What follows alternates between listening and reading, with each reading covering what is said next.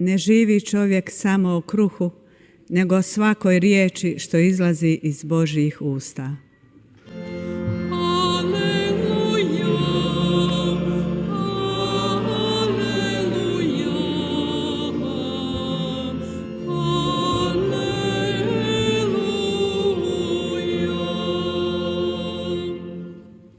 Gospodin s vama.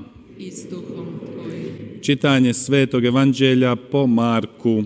Slava tebi, Gospodine. U ono vrijeme reče Isus svojim učenicima: tko vas napoji čašom vode u ime toga što ste Kristovi, zaista kažem vam, neće mu propasti plaća. Onomu naprotiv, tko bi sablaznio jednoga od ovih najmanjih što vjeruju, daleko bi bolje bilo da s mlinskim kamenom o vratu bude bačen u more.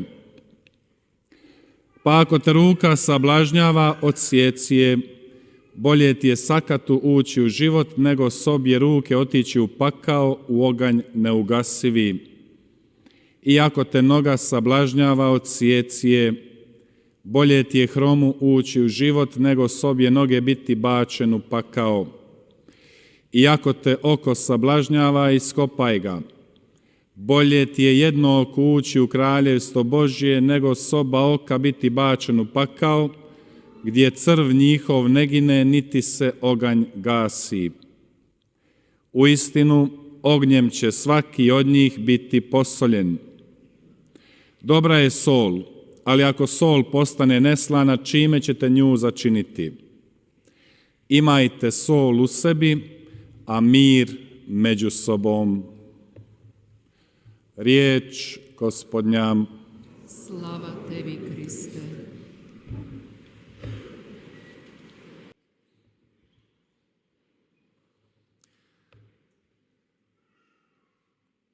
Draga braći i sestre, 사랑하는 형제자매 여러분, današnjim čitanjima 오늘 Gospodin nas 말씀을 통해서 주님께서 우리들에게 경고하시는 말씀이 있습니다.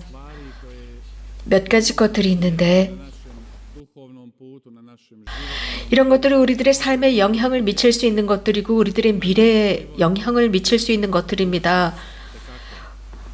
오늘 야고보 성인의 서한을 들었는데 부자들에게 하시는 말씀이었습니다.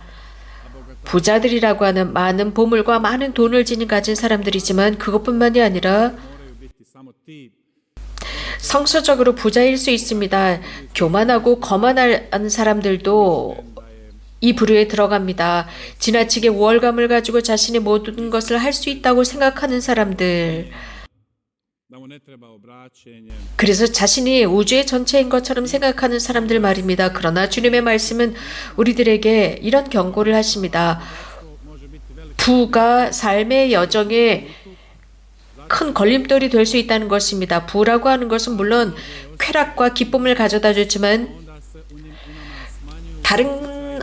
다른 면에 있어서는 정서적인 면이 축소됩니다. 다른 사람들을 향한 감정이라든가 특히 가난한 사람들, 소유한 것이 없는 사람들, 환경이나 공동체에 관한 그들의 정서적인 감정은 메마를 수 있습니다. 사람이 많은 것을 소유했을 때 이것을 어떻게 활용하고 어떻게 살아가야 하는지 생각합니다. 이러한 쾌락이나 기쁨을 어떻게 누려야 할까라고 생각하면서 주변에 있는 사람들을 잊어버립니다. 소유하지 못한 사람들을 생각하지 못합니다. 그렇다고 해서 부자라고 해서 죄가 되는 것은 아니지만 부자이면서 거만하고 교만하고 우월감 속에서 다른 사람들을 생각하지 않고 공동체적인 삶을 살지 않을 때 문제입니다. 많은 것을 소유한 사람들은 그렇기 때문에 너무 쉽게 이러한 것들을 잊어버립니다. 이러한 이와 비슷한 말씀을 오늘 우리는 복음에서도 들었습니다. 예수님께서는 작고 크고 작은 것에 관해서 말씀을 하시면서 너희가 그리스도의 사람이기 때문에 너희에게 마실 물 한 잔이라도 주는 이는 자기가 받을 상을 결코 잃지 않을 것이라고 말씀하고 계십니다.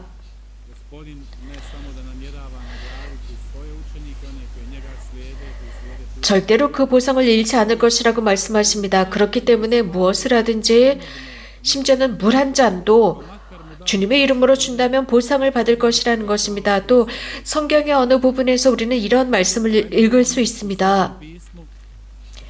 누구든지 예언자들을 도와주는 사람들은 예언자로부터 보상을 받을 것이다. 사제를 도와주는 사람은 사제로부터 도움을 받을 것이고 사도를 도와주는 사람들은 사도로부터 보상을 받을 것이라는 것. 신자들, 사제나 예언자가 될 수는 없지만 당연히 그 보상은 오게 될 것입니다. 한 사제나 예언자나 사도로부터 보상을 받습니다. 하느님은 관대하십니다. 그분의 관심은 바로 우리들에 대한 관심입니다. 다시 말씀드리면 우리가 잘 되기를 바라십니다. 우리가 선한 사람들로 살기를 바라시고 우리가 착한 행실 속에 살아가기를 바라십니다. 다른 사람을 위해서 선행을 하는 사람들, 이것이 바로 하느님께서 각 사람에게 가지신 관심이십니다.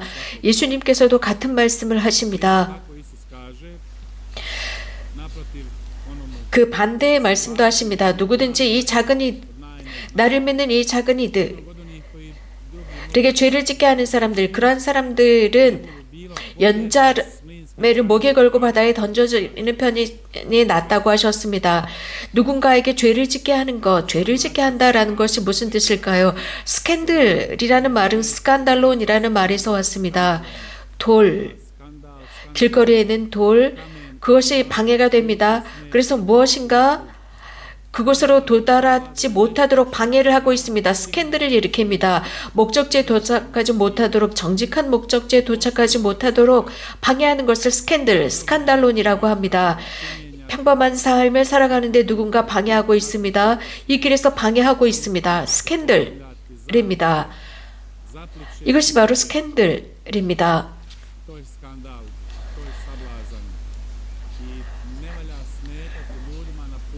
선한 길을 가고 있는 사람들의 길을 방해하지 말아야 합니다. 특히 하느님의 길을 가는 사람들의 길을 방해하지 말아야 합니다. 누군가 주님께 도달하기 위해서 노력하는데 그들이 행복하게 그 행복을 추구하지 못하도록 막는 것은 스캔들입니다. 기쁨, 유쾌함, 이런 것들을 막는 것은 매우 불편하고 힘든 것입니다. 위중한 것입니다. 그들을 방해하지 않고 도와주는 것입니다. 또 성경의 또 다른 어떤 부분에서는 이런 말씀을 읽을 수 있습니다. 바리사이들에게 하신 말씀입니다. 너희는 다른 사람들에게 짐을 지어주고 하느님의 나라의 문을 닫아버리고 있다. 그리고 너희들은 아무 상관없이 살아가고 있다라는 말씀입니다. 그렇기 때문에 예수님께서는 가장 작은 이들, 가장 작은 이들을 어느 순간에서든 보호하고자 하십니다. 예수님은 이런 말씀을 하셨습니다. 무엇이든지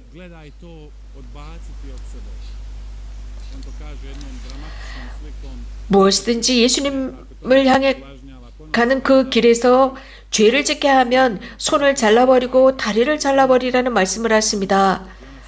모든 것, 방해되는 것, 예수님께 가는 길에서 방해되는 모든 것을 다 잘라버리라는 말씀입니다.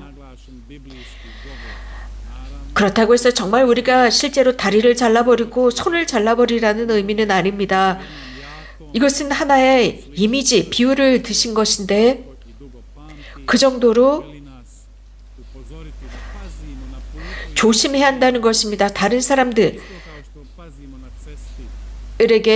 세심하고 조심하라는 것입니다. 자기 자신도 조심하고 그렇다면 다른 사람들도 세심히 보아야 합니다. 다른 자들을 함부로 협박하지 말라는 것입니다.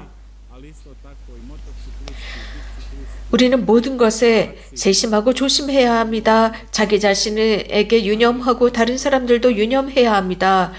예수님께서는 너희 안에 소금이 있다라고 했습니다. 지혜, 평화롭게 살아라. 서로가 서로에게 소금이 되고 너희 자신을 위해서 평화로하라 라는 말씀을 하시는데, 특별히 오늘 우리는 우크라이나의 평화를 위해서 기도하는 미사로 봉헌합시다. 이곳 메주거리에서 우리는 평화를 찾고 평화를 발견합니다. 이것은 우연한 것이 아닙니다. 성모님께서는 이곳에서 평화의 모후라고 당신의 이름을 말씀하신 것이 우연이 아닙니다. 이 이름은 일반적인 이름이 아니었는데 왜 평화의 모후라고 하시는지 이것을 우리는 깨달을 수 있었습니다. 수십 년 동안 성모님은 평화로 우리를 초대하고 계십니다. 어느 날인가 세 마디만 하셨습니다. 평화, 평화, 평화. 시간은 지나고 수십 년이 지나면서 우리는 시간이 지날수록 더욱 이 말씀을 깨닫습니다. 그러면서 우리는 이곳에서 개별적인 평화를 찾으려고 오고 우리 사랑하는 이들을 위한 평화, 불안에 시달리는 사람들을 위한 평화를 찾기 위해서 이곳에 옵니다. 또 우리 가정의 평화를 찾기 위해서 이곳에 옵니다. 하지만 오늘 우리는 우크라이나의 평화를 위해서 이곳에 모였습니다. 우크라이나에 살고 있는 사람들을 위해서 주님께 기도합시다. 주님께서 평화의 모후를 통해서 바로 그 우크라이나에 평화를 주실 수 있도록 기도합시다. 모두가 평화를 위해서 기도합시다. 이 자리에 있는 이곳에는 우크라이나에서 50명의 사제들이 오셨습니다. 이분들은 피정을 하기 위해서 이곳에 오셨지만 전쟁이 일어났습니다. 자신들의 조국을 위해서 지금 기도하고 있습니다. 이 우크라이나 사제들과 함께 일치해서 기도합시다. 이것은 우연이 아닙니다. 평화의 모후께 전구를 청합시다. 주님, 평화의 임금이신 그분께 평화를 청합시다. 우크라이나를 위해서 기도합시다.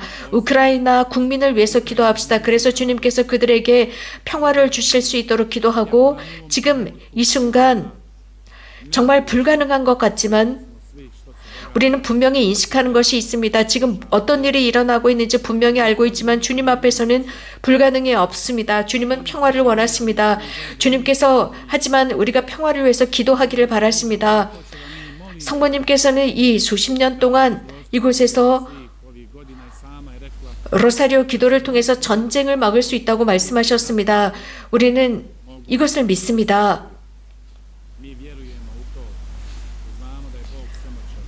우리가 아는 것은 모든 것은 주님께서 인도하십니다. 그분께서 모든 것을 하실 수 있습니다. 교황 프란치스코께서는 제2수요일 단식하고 즉 우크라이나의 평화를 위해서 기도하고 단식하자고 말씀하셨습니다. 이러한 부르심에 응답합시다. 성금요일 우리 모두는 또 우크라이나를 위해서 기도합시다. 우크라이나의 국민을 위해서 기도합시다. 평화를 위해서 기도합시다. 전쟁이 사라지도록 기도합시다. 주님께서 우리 모두를 바라보시기를 빕니다. 주님께서 우크라이나 전체를 보살펴 주시기를 빕니다. 평화의 모후를 통해서 주님께서 우크라이나와 우리 모두에게 평화를 주시기를 빕니다. 주님을 찬미합시다.